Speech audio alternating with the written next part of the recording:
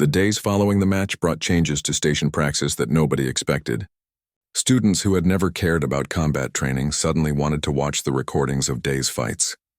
Instructors from other departments asked questions about Earth's martial traditions. Even the station commander, a dignified being who rarely left his office, requested a meeting with Velthar. The combat instructors met in their conference room 3 days after the match. 5 species, 20 years of combined teaching experience, all gathered around a holographic display showing combat data. "The statistics are clear," said the reptilian instructor, gesturing at floating numbers. "Students who have trained with Day show improved reaction times and better decision-making under pressure. Not because they learned his techniques, but because they learned his mental discipline." "It's more than that," Velthar added. "They are learning to fight with intention. Every movement has purpose. No wasted energy. This is something we have failed to teach." The senior instructor, oldest of them all, leaned back in his chair. His species had been part of the Galactic Council for 10,000 years. They had seen empires rise and fall. "Are you suggesting we have been teaching combat incorrectly?" "Not incorrectly," Velthar said carefully. "Incompletely. We teach techniques. We teach technology, but we do not teach philosophy. We do not teach students to master themselves before they master weapons." "Earth's martial arts include all of this," said another instructor. "Meditation, discipline, character development. The physical training is secondary to the mental training." The senior instructor was quiet for a long moment. Then he said, "There are rumors from the Outer Rim. The Void Collective is becoming more aggressive. Our defensive forces may face real combat soon, not just training exercises. If war comes, will our soldiers be ready?" "No," Velthar said bluntly. "They know how to operate weapons. They do not know how to fight. There is a difference." "Then what do you propose?" "We need human combat instructors, not to replace our methods, but to supplement them, to teach what we have forgotten." The room erupted in debate. Some instructors agreed. Others argued that humans were too new to galactic society, too primitive in their technology. How could they teach advanced species anything valuable? While the instructors argued, Day sat in the station's small garden, surrounded by plants from a dozen different worlds. He was teaching meditation to a group of 15 students. They sat in a circle trying to quiet their minds. Nari was there, her eyes closed, breathing steadily. She had improved dramatically in the past week, not just in sparring, but in her entire approach to learning. The constant anxiety that had plagued her was fading. Breck sat awkwardly on his 6 legs, his forearms folded. "This is still ridiculous," he muttered. But he kept coming back every day. Even Hana attended. After their match, something had changed in her. The fierce competitiveness was still there, but now it was balanced with curiosity. She wanted to understand the philosophy behind the techniques. "Clear your mind," Day said quietly. "Don't force it. Just let thoughts pass by like clouds. Watch them. Don't hold them." After 30 minutes, they began practicing basic movements. Day showed them simple footwork patterns. Not combat techniques, but the foundations.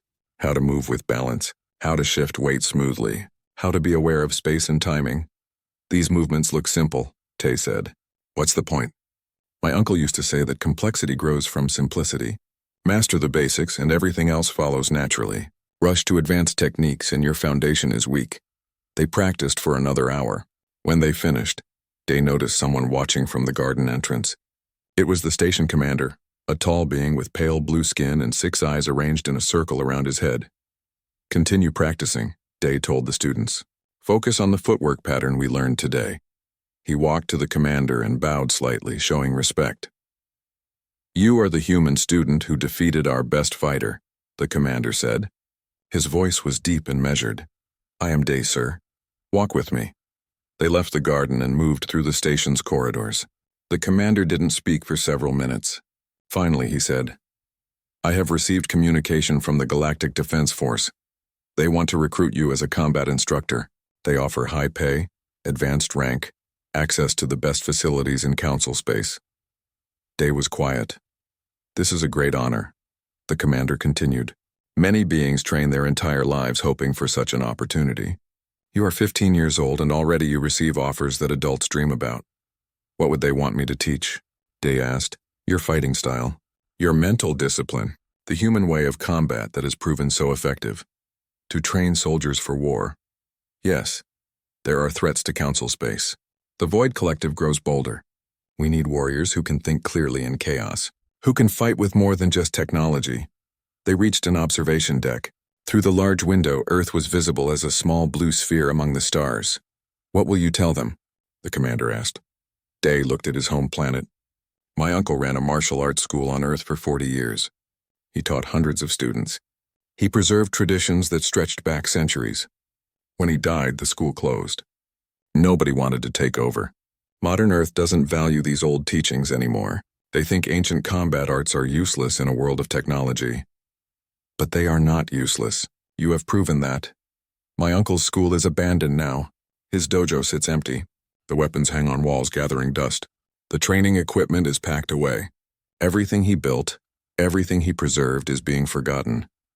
You could build something greater here," the commander said. "You could influence warriors across 12 species.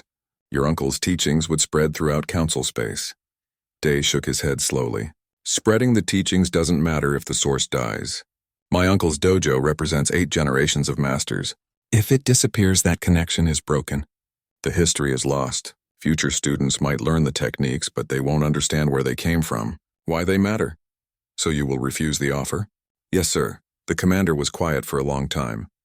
Then he said something unexpected. "I respect your decision. Family and tradition are important, perhaps more important than glory. There is one thing I can do before I leave," Day said. "I can teach a workshop.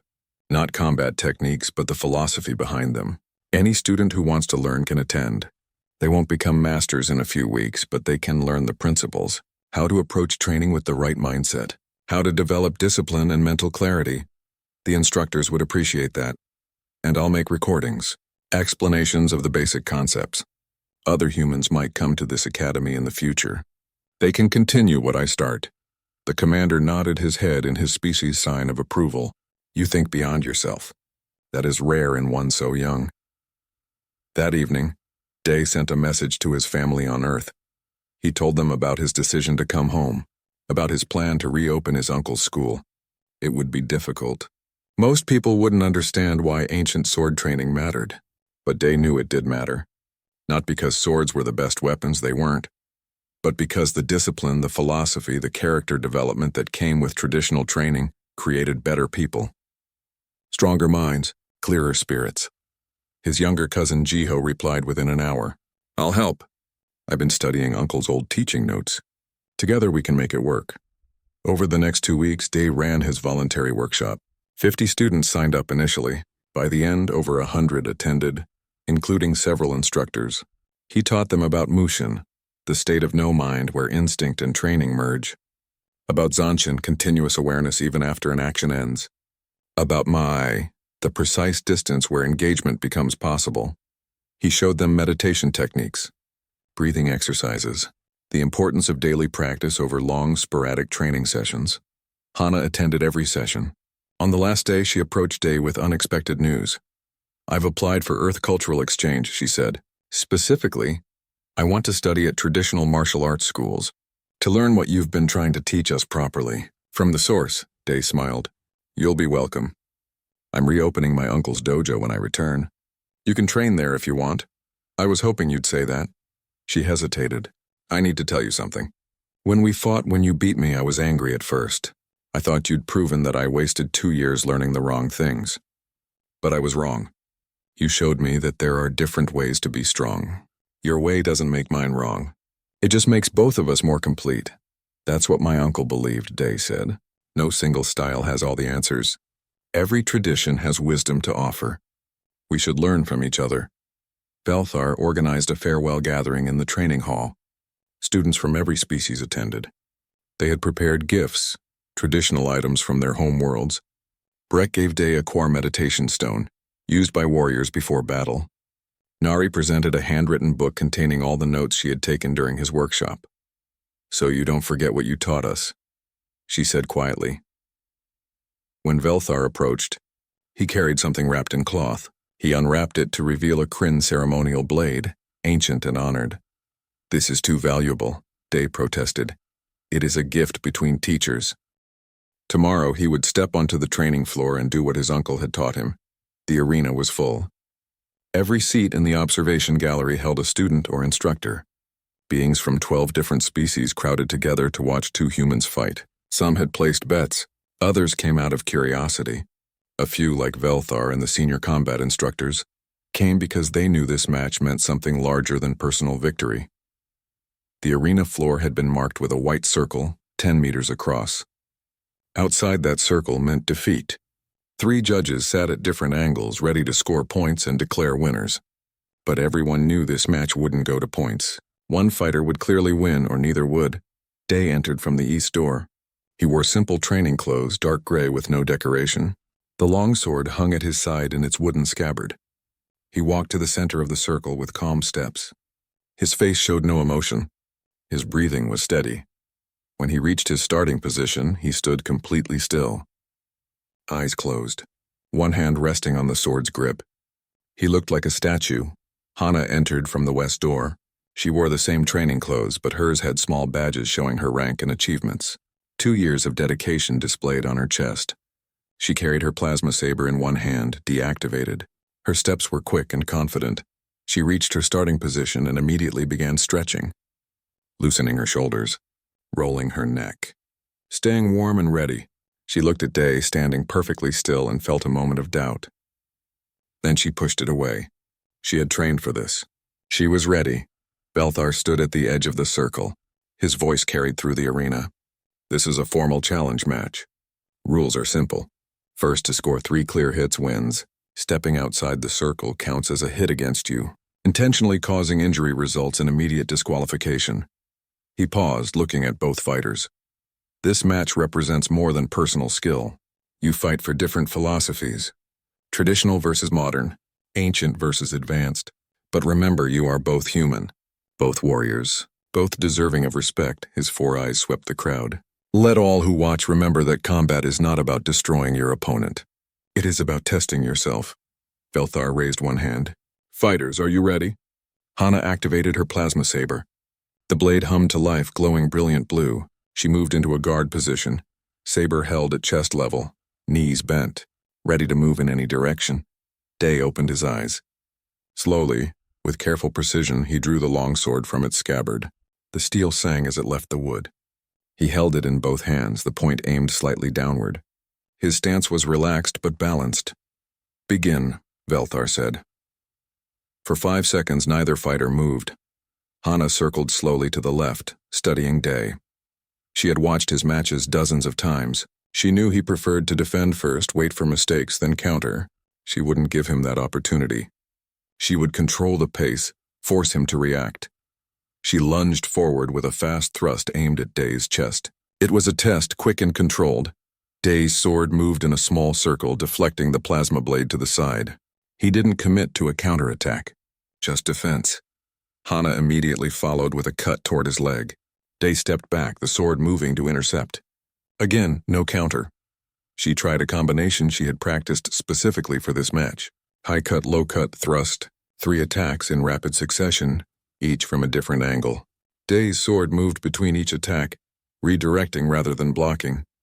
His feet slid backward, giving ground. The crowd leaned forward. Hana was pressing the attack, staying aggressive. Day was only defending, but Velthar watched with narrowed eyes. Day wasn't retreating randomly. Each step back kept him perfectly balanced. Each deflection was minimal, using just enough energy to redirect the plasma blade. He was learning Hana's rhythm, her timing, her patterns. Hana knew this too. She changed her pattern deliberately, using a feint she had never shown before. She started a high cut, then reversed direction mid-swing for a low thrust. It was awkward but unexpected. The longsword was already moving. It swept down, catching her plasma saber and pushing it toward the floor. For a moment, both blades were near the ground, bound together. Hana tried to pull free. Day's pommel came up fast. It would have hit her jaw if he hadn't stopped it 1 centimeter from contact. First point, one of the judges called. Day. The crowd erupted in noise. Surprised shouts. Excited chatter. Breck's deep voice boomed above the rest. Did you see that? He read her reverse. Hana stepped back to her starting position. Her face was flushed. That counter had been perfect. Too perfect. He had known what she was going to do before she finished the movement. They reset.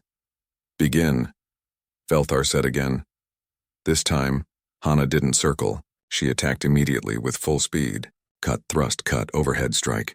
She used every technique she knew, flowing from one to the next without pause. Her plasma saber was a blur of blue light. Day moved like water. His sword intercepted each attack, but barely. Sometimes his blade slid along hers. Sometimes it deflected at the last possible moment. He gave ground, moving back toward the edge of the circle. Hana saw the boundary line approaching behind him. She pressed harder, knowing he would run out of space soon. Then Day changed everything. He stopped moving backward. Instead, he moved forward, straight into Hana's next attack. The longsword rose between them, splitting her guard. His shoulder turned sideways, making his body narrow. He slipped past her extended arm like smoke. Suddenly, he was inside her reach, where the long plasma saber couldn't angle properly. His sword's crossguard hooked behind her knee. One pull and her balance broke. She stumbled. The longsword's flat blade pressed against her back. If it had been the edge, she would be dead. Second point. Day. The arena fell silent. 2 points. Day needed only one more to win. Hana stood slowly. Her hands were shaking slightly. Not from fear, from frustration. She had trained so hard, studied so carefully. But Day moved in ways she couldn't predict. His timing was wrong, or rather it was right in a way she didn't understand. Velthar watched her face. He saw the moment she made a decision. He saw her take a deep breath and center herself. Good. She was adapting, not breaking. They returned to starting positions. Hana stood completely still now, mimicking Day's earlier calm. She let her mind quiet. She remembered watching him meditate, watching him practice the same movement 73 times. She had thought it was excessive. Now she understood. He wasn't practicing technique. He was erasing thought. Begin, Velthar called. Hana moved differently this time. Slower, more deliberate. She didn't try to overwhelm Day with speed. Instead, she matched his pace. She circled carefully, waiting. Day's eyes tracked her. He saw the change in her approach. She had stopped forcing the fight. They engaged with single attacks now. Hana would cut. Day would deflect. Day would thrust. Hana would parry. Each exchange lasted only 2 or 3 seconds before they separated again. It was careful, technical, beautiful in its precision. 30 seconds passed, then a minute. Neither fighter gained advantage. The crowd watched in complete silence, sensing something important happening. Hana tried a complex attack she had learned from a Kryn instructor. It used footwork to create false openings. Day didn't fall for it. His sword waited in the space she needed to exploit. Day responded with a thrust that turned into a cut mid-motion. Hana deflected it, but barely. The technique was deceptive, changing direction when it seemed committed. They were truly matched now. Not in strength or speed, but in understanding. Hana had stopped fighting against Day's style and started respecting it. That respect made her better. Another minute passed. Sweat covered both fighters. Their breathing was heavy but controlled. Then Day did something unexpected. He spoke. Your adaptation is excellent. My uncle would have praised you. Hana's concentration broke for just a moment. A compliment? Now? In that moment, Day attacked. Not fast, not aggressive, just clean. A simple downward cut toward her shoulder. Hana brought her saber up to block. The plasma blade met the steel sword. They pressed against each other, energy against metal. Normally, this would last only a moment before they separated. But Day's sword had mass. He pushed using the weight of the blade. Hana's weightless saber couldn't push back. Her arms bent under the pressure. Day's foot swept her ankle. Not hard, just enough. Combined with the pressure from above, she fell. She landed on her back. The longsword's point stopped exactly at her throat. Third point. Match to Day. For 3 seconds, nobody made a sound. Then the arena exploded with noise. Cheers, shouts, disbelief. Students from every species stood and stamped their feet or clapped their hands or made whatever sound indicated excitement in their culture. Day stepped back and offered his hand to Hana. She looked at it for a moment, then took it. He pulled her to her feet. You adapted faster than anyone I've fought, Day said. In another few minutes you might have won. Hana looked at him. Then slowly she bowed. It was the traditional bow Day had shown before their first day of sparring. A sign of respect between martial artists. Your uncle's teaching lives in you, she said. I understand now why you carry that sword. It's not about winning. It's about preserving something important. Day bowed in return. You honored me with your skill. Thank you. Belthar entered the circle, his forearms raised for silence. The crowd queer. The 7 days before the formal match changed everything at the academy. Students talked about nothing else. In the cafeteria, in the hallways, in the recreation areas, everyone had an opinion. Most thought Hana would win. She had trained at the academy for 2 years. She knew advanced techniques. She had studied combat theory from 12 different species. But a small number of students, those who had watched Dai carefully, weren't so sure. Belthar spent his evenings in his office, studying ancient Earth combat manuscripts. The Academy's library had thousands of files on human history, most of them ignored by instructors who focused on modern warfare. He discovered writings by masters with names like Fiore de Liberi, Johannes Lichtenauer, and Miyamoto Musashi. The documents were old, translated multiple times, but the wisdom in them was sharp. One phrase appeared repeatedly in different languages in different centuries. The sword and the spirit must be one. Belthar began to understand. Galactic combat training was scientific. It broke down movement into angles, speed, and force. It was clean, efficient. But Earth's martial traditions were different. They included philosophy, meditation, mental discipline. The physical technique was only part of a larger whole. He wondered if this was what made Day dangerous. 3 days before the match, Belthar visited the training hall late at night. The lights were dimmed for the station's rest cycle. He expected to find the hall empty. Instead, he found Day. The young human stood in the center of the floor alone. The longsword moved through the air in slow, precise patterns. Cut, step, turn, thrust, block. Each movement flowed into the next like water. Day's eyes were half closed. Sweat covered his face, but his breathing was controlled. Belthar watched for 20 minutes without announcing himself. He counted the repetitions. The same pattern, performed 73 times without rest. Each time exactly the same. This was not practice. This was meditation through movement.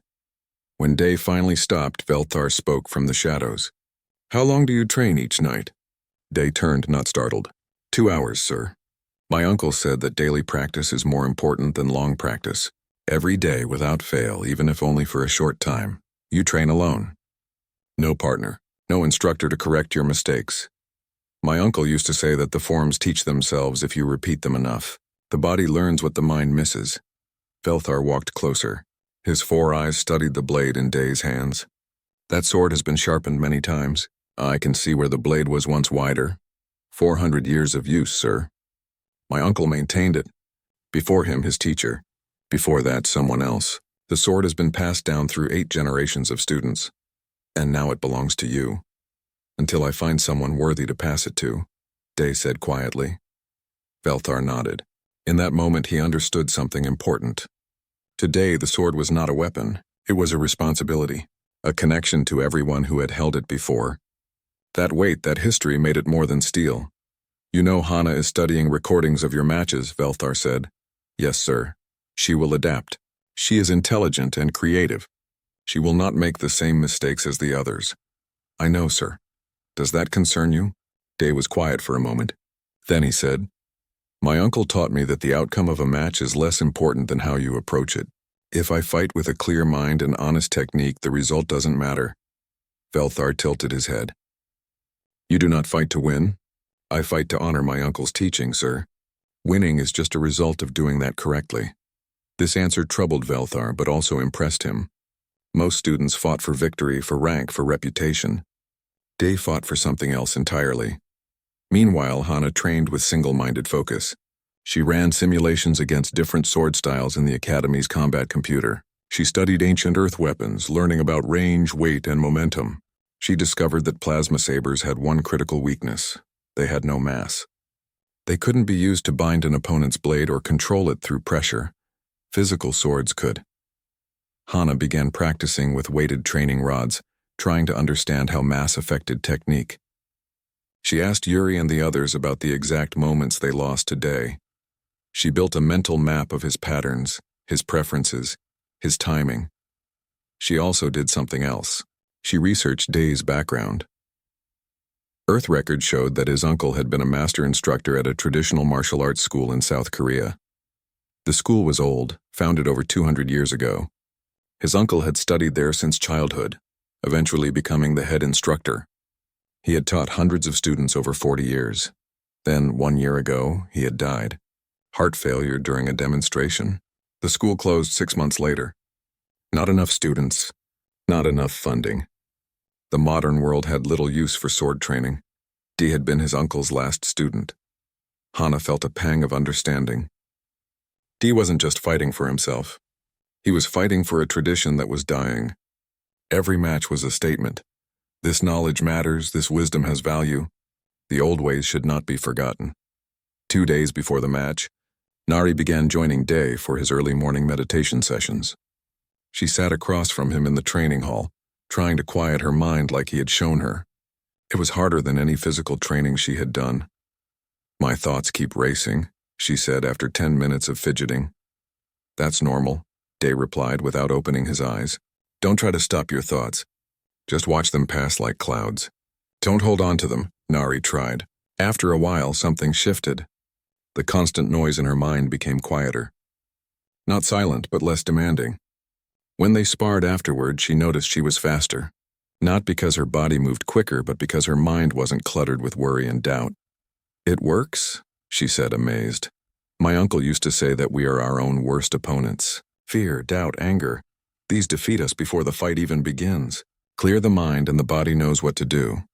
Word of these morning sessions spread. Soon Tay joined them. Then 3 students from other classes. Then Breck, surprisingly.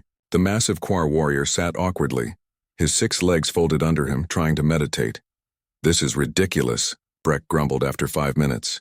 "I am a warrior, not a monk." "Warriors die when their minds freeze in battle," Day said calmly. "Meditation trains your mind to stay calm when everything around you is chaos." Breck was quiet. Then he said, "Teach me."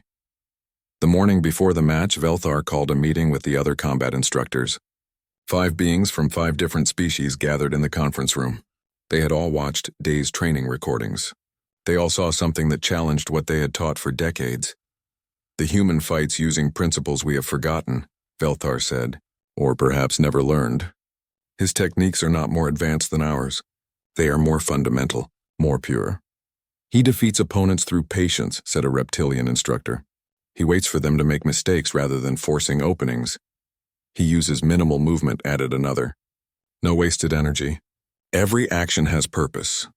And his weapon," Velthar continued, "has mass, balance, physical presence. Our plasma sabers are light and fast, but they cannot control an opponent's blade through pressure." "His sword can, what are you suggesting?" asked the senior instructor, an elderly being whose species had been spacefaring for 10,000 years. "I am suggesting that we have become too reliant on technology. We teach students to use advanced weapons, but we have forgotten to teach them how to fight. Earth developed their martial arts in isolation, without energy weapons or shields. They learned to fight with only their bodies and simple tools. There is wisdom in that simplicity."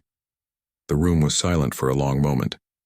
"If the human boy defeats Hana tomorrow," the senior instructor said slowly, "we will need to reconsider our entire combat curriculum."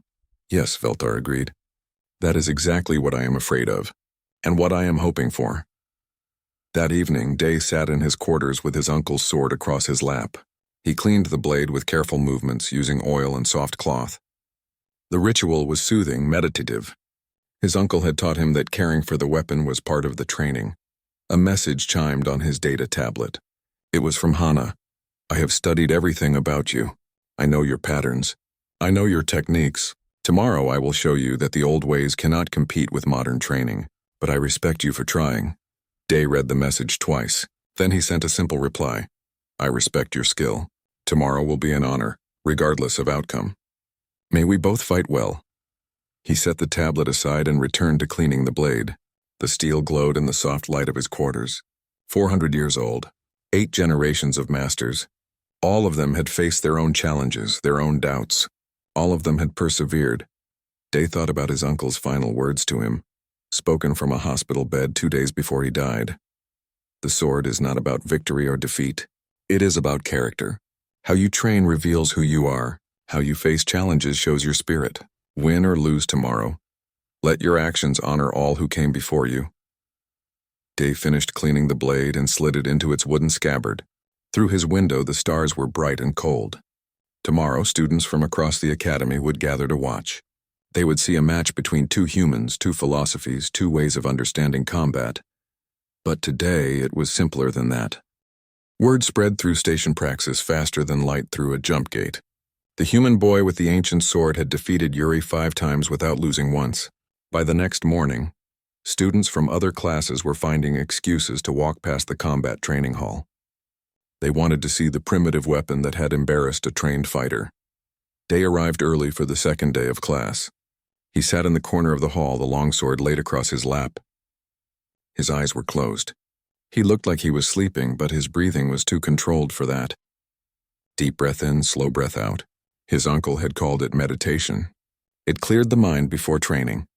The other students arrived in groups. They glanced at Day but kept their distance. Yuri walked in with his head down, avoiding eye contact with everyone. Losing had hurt his pride more than any physical blow could. Belthar entered last. His forearms carried data tablets displaying combat recordings from yesterday. He had watched Day's matches 17 times the previous night. Each time he saw something new, something that shouldn't be possible with such simple technique.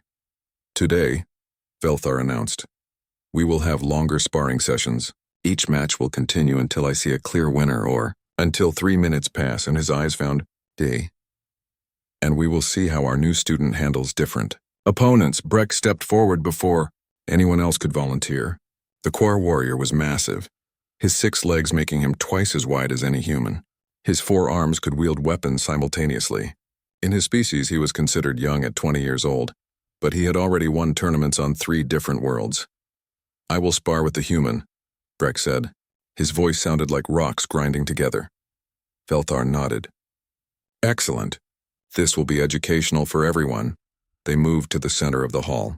Breck activated 2 plasma sabers, 1 in each of his primary arms. The other 2 arms remained empty, ready to grab or strike. His species had developed a fighting style that used all 6 limbs. It was overwhelming to face. Day stood across from him, looking impossibly small.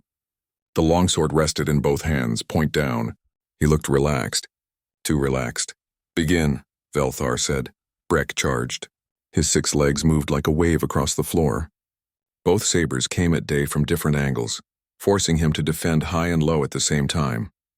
It was a classic core opening move. Most opponents panicked when they saw it coming. Day moved backward. His feet slid across the smooth floor in small, controlled steps. The longsword moved in a tight circle, deflecting one saber and then the other. Metal rang against energy with sounds that shouldn't exist. But Day's blade never tried to stop the plasma sabers completely. It just redirected them, sending them past his body by centimeters. Breck pressed forward. He used his reach advantage, keeping Day at distance. His empty arms reached out to grab, to control space. For 40 seconds, he dominated. Day only defended, moving back, turning, sliding away from attacks. Then something changed. Day stopped moving backward. He took 1 step forward into Breck's attack range. The longsword moved in a pattern that looked simple but wasn't. It rose up between both of Breck's sabers, splitting them apart. Day's body turned sideways, making himself narrow. He slipped through the gap in Breck's guard like water through fingers. Suddenly, Day was inside Breck's reach, where the long plasma sabers couldn't angle properly. The longsword's pommel struck Breck's chest twice, fast as lightning. Then the flat of the blade slapped against the side of his head. Stop, Belthar called. Breck stood frozen. He had never been inside his own guard before. His entire fighting style depended on keeping opponents at distance. How had this small human gotten so close? They sparred twice more. Each time, Day defended until he found an opening, then moved with speed that seemed impossible for a human. By the 3rd match, Breck was breathing hard, frustrated. His sabers had never even touched Day's training suit. Over the next week, Day faced every type of opponent in the class. Against the Thex warrior, whose crystal body moved with alien speed, Day showed something Belthar had never seen before. The Thex attacked in bursts, 3 or 4 strikes in rapid succession, then retreated before the opponent could counter. It was a style built on speed and surprise, but Day didn't react to each individual attack. Instead, he moved as if he knew where the Thex would be before they got there. His sword waited in the space the Thex was about to occupy. The crystal warrior ran into the blade 3 times, stopped by steel that was somehow always in the right place. Velthar studied the recordings later. Day's eyes tracked tiny details. The angle of the Thex's shoulders, the direction of their weight shift, small clues that predicted the next attack. His uncle had taught him to read opponents like books. Hana watched every match.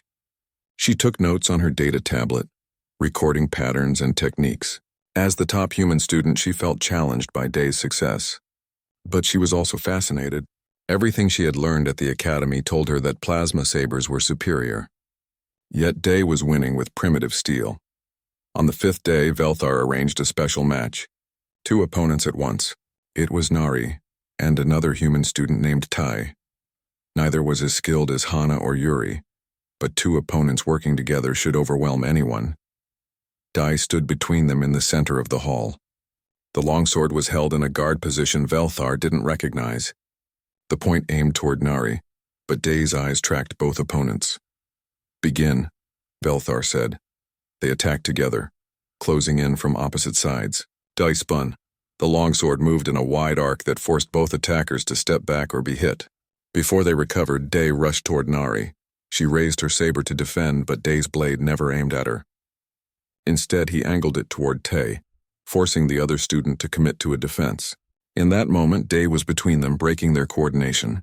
The match became a dance. Day moved constantly, never letting both opponents attack at the same time. He used one as a shield against the other. He controlled the distance, the timing, the space. When one attacked, he was already moving toward the other. His sword touched first Nari, then Tai, then both in quick succession. After 2 minutes, both opponents were breathing hard, frustrated by their inability to corner him.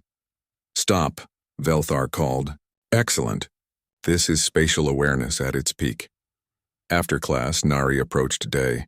She was the smallest human in the class, often overlooked by instructors and other students. She had struggled since arriving at the academy 6 months ago. "Can you teach me?" she asked quietly. "Not the sword technique, just how do you stay so calm? How do you see everything happening at once?" Day looked at her for a moment. Then he smiled slightly. "My uncle used to say that fighting is 90% mind and 10% body. When your mind is quiet, you see clearly. When you see clearly, you move correctly. How do you make your mind quiet? Practice meditation. My uncle made me sit still for an hour every day before training. I hated it at first, but it works." Nari nodded slowly. "Will you show me?" "After class tomorrow," Day agreed. Across the hall, Hana watched this exchange. She had been at the academy for 2 years. She had trained hard, learned quickly, earned respect from instructors and students alike. But watching Day fight was like seeing a completely different art. The plasma saber techniques she knew were direct, powerful, efficient. Day's style was something else. It was fluid. It was patient. It waited for the right moment, then struck with certainty. She made a decision. That evening, Hana sent a formal challenge to Day through the academy's system. The message was simple and direct. "I challenge you to a formal match before the full academy, 7 days from now. If you win, I will acknowledge Earth's martial arts as equal to galactic techniques. If I win, you will admit that tradition must give way to progress." Day read the message in his small quarters. Through the window, he could see the stars beyond the station. Somewhere out there was Earth, his home, his uncle's grave. He touched the longsword that rested beside his bed. The worn leather grip had been shaped by his uncle's hands over decades. Every scratch on the blade told a story of practice, of discipline, of a tradition that stretched back centuries. Day sent his reply with 2 words: "I accept." The word spread through station praxis within the hour. Human versus human, traditional versus modern, the best student in the class against the mysterious newcomer with the ancient sword. Velthar heard about the challenge and allowed it. He wanted to see this match. More than that, he needed to see it. Because Day had raised questions in his mind that troubled him deeply. Questions about whether the galactic way of teaching combat had lost something important. Something that humans called tradition. The training hall on Station Praxis stretched 50 meters in every direction. Smooth white floors reflected the artificial lights that hung from the ceiling like small suns. Along the walls, weapons of every kind sat in their holders. Plasma sabers glowed softly in their charging stations, each one humming with contained energy. Instructor Velthar stood at the center of the hall. His forearms crossed over his chest as he watched the students file in. He was a Kryn, tall and broad with gray skin that looked like stone. His species had fought wars for 3,000 years before they joined the Galactic Council. He knew combat better than most beings in the galaxy. The students came in small groups. There were humans, but also Theks with their crystal bodies that caught the light, Quar warriors who walked on 6 legs, and others from species Velthar had trained for decades. They all wore the same gray training suits.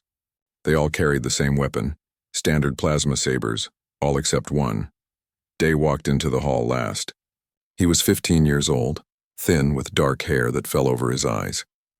He wore the gray training suit like everyone else, but in his hands he carried something different. It was wrapped in dark cloth, long and narrow. Velthar's eyes fixed on the object. "You are the new human student." "Yes, sir," Day said. His voice was quiet but steady. "What is that you carry?" Day pulled back the cloth. The weapon underneath caught everyone's attention. It was a sword, but not like the elegant plasma blades they all knew. This was metal. Old metal. The blade was slightly curved, about a meter long, with a simple crossguard and a handle wrapped in worn leather. Strange markings ran down the length of the blade. "It's a longsword," Day explained. "From Earth, it belonged to my uncle. He was a master swordsman. This blade is 400 years old." A laugh echoed through the hall. It came from Breck, a Quar warrior whose 6 legs made him stable as a mountain.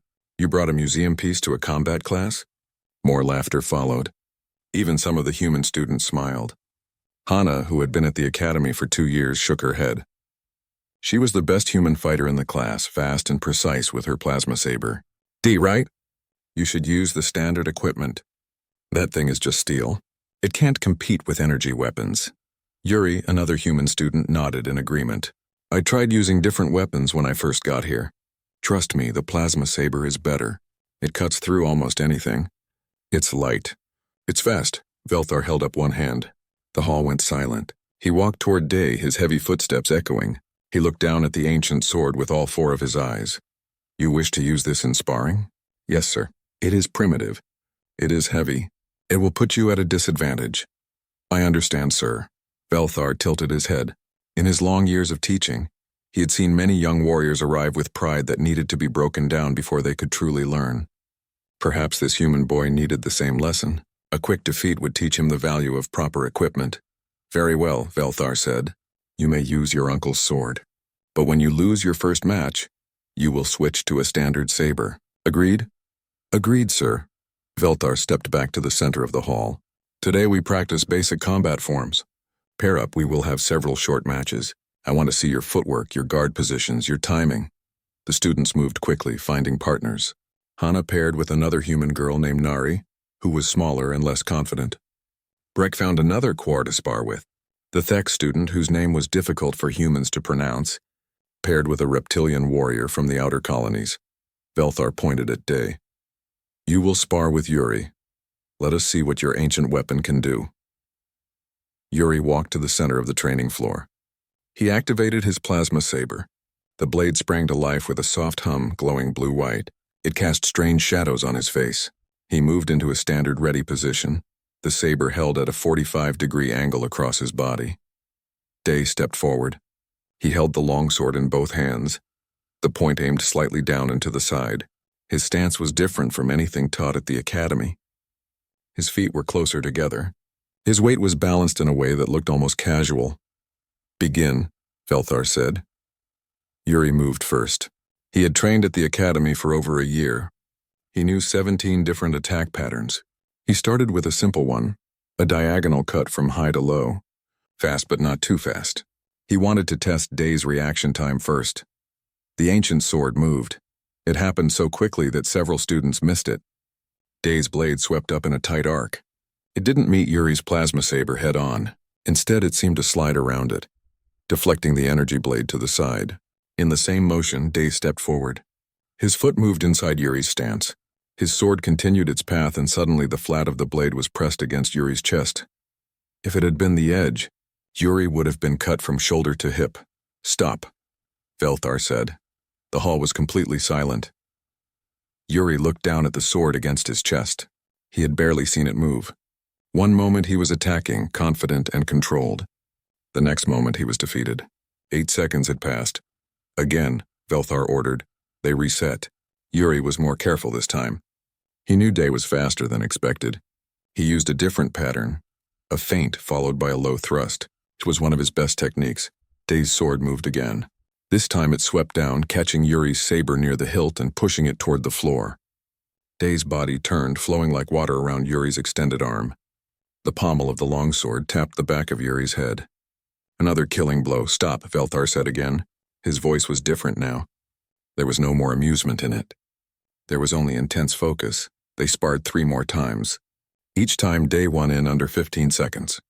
Yuri tried everything he knew. Speed attacks, power attacks, defensive counters. Nothing worked. The ancient sword seemed to always be in the right place at the right time. It moved through spaces Yuri didn't know existed. By the 5th match, Yuri was breathing hard. Day was calm, his breathing barely changed. Velthar called an end to the match. Yuri walked back to the side of the hall, his face showing confusion and frustration. He had never lost so completely to another human student. Hana watched from across the hall. Her eyes were sharp and calculating. She had stopped her own sparring to observe. That sword, that primitive piece of steel, had just defeated one of the Academy's better students, 5 times in a row. Velthar looked at the ancient weapon in Day's hands. The blade was old, worn in places, but it had moved with a precision that troubled him. This was not beginner's luck. This was training. Deep training. The kind that took years to develop. Where did you learn to fight like that? Velthar asked. My uncle taught me, Day said, since I was 7 years old. Every day. Your uncle is a warrior?